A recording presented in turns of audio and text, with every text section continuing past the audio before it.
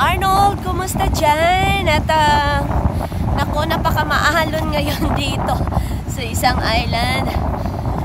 Aray ko, napilok ako. Ayan, so sasakay kami ng bangka. At masarap po talagang mag-tour. Kanina po, mga mahal at tagapakinig sa aming cruise, sa ship namin.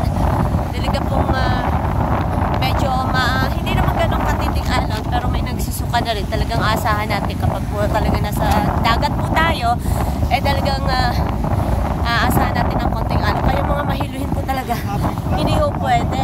Ang lakas ng hangin! Ayan, so